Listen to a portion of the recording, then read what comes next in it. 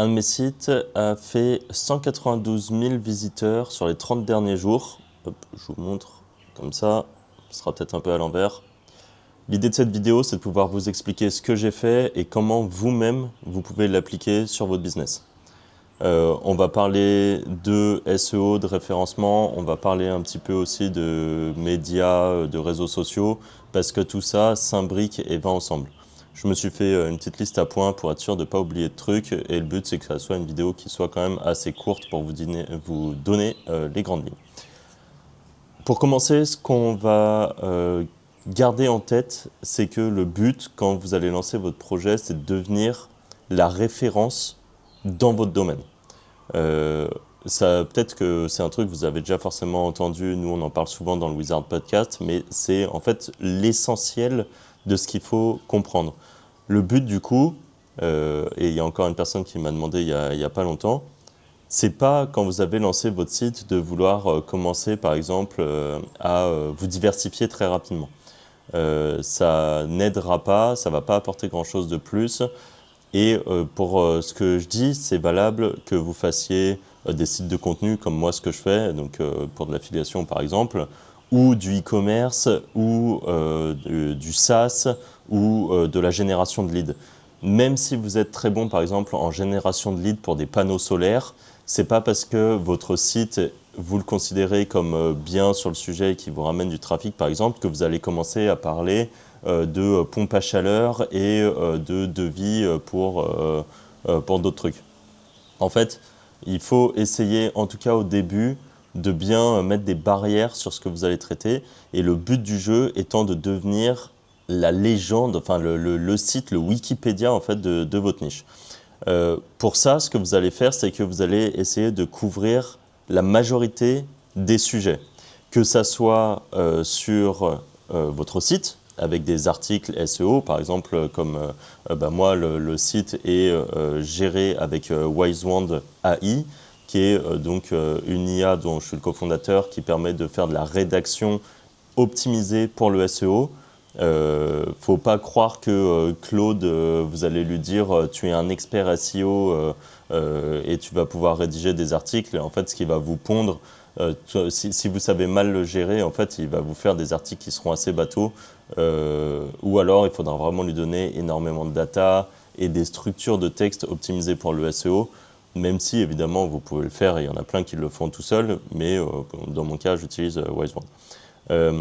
Ça, c'est à la fois sur la partie sur votre site, mais sur YouTube, par exemple, c'est ultra intéressant pour vous d'aller faire un maximum de vidéos qui vont traiter, d'ailleurs, peut-être des sujets similaires ou complémentaires que vous allez avoir sur votre site.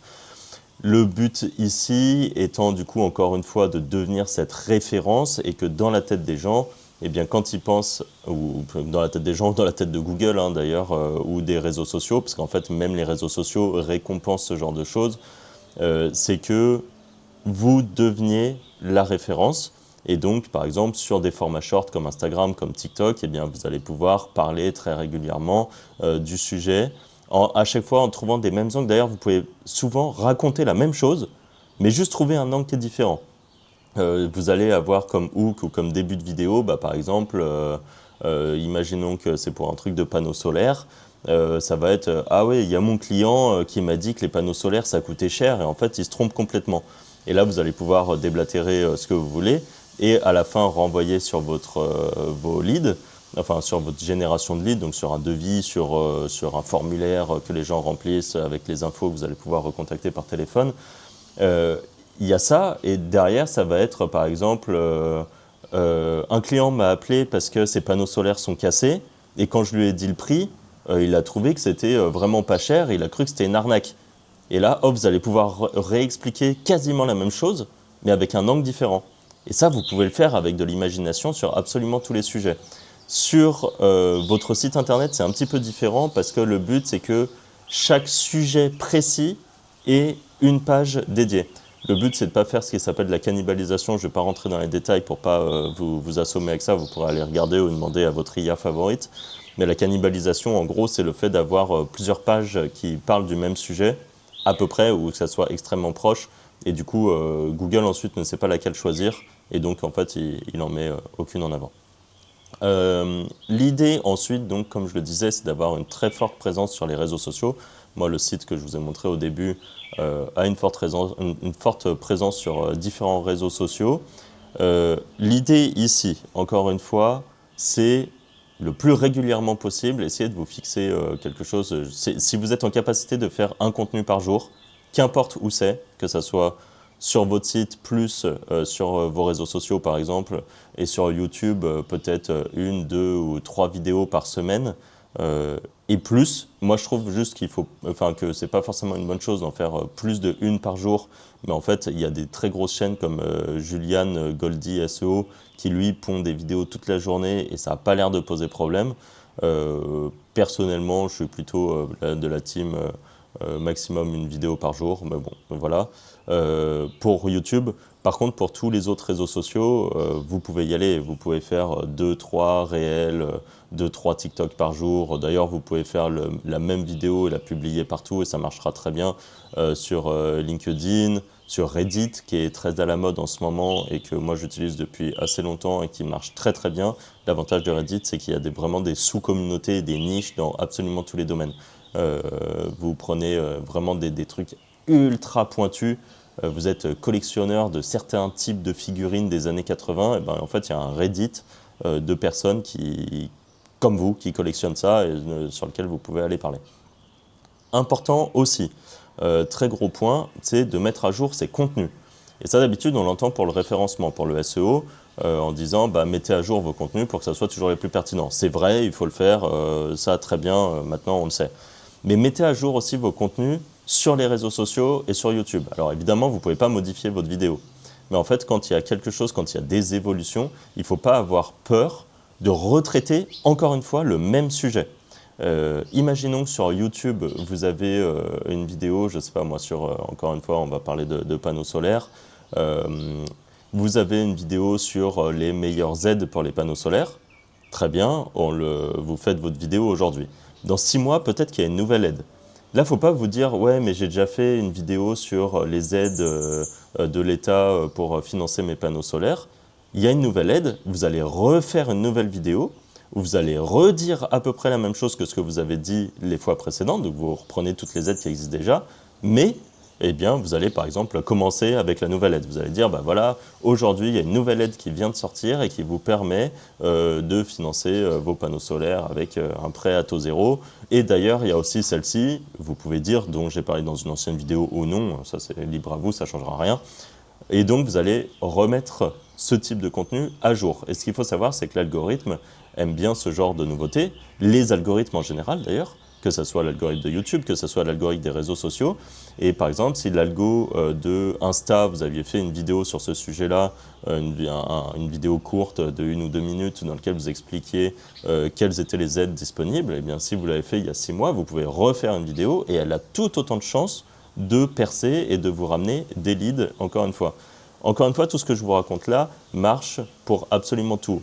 Si vous avez un SaaS ou un e-commerce, eh bien peut-être qu'il y a des nouveautés, peut-être que si vous vendez des vélos électriques, eh bien vous avez fait une vidéo sur les meilleurs vélos électriques d'il y a 6 mois, et peut-être qu'aujourd'hui il y en a des nouveaux parce qu'il y a des nouveaux moteurs et des nouvelles batteries qui sont incroyables, et il ne faut pas vous dire « ah bah mince, j'ai déjà fait ce sujet-là ».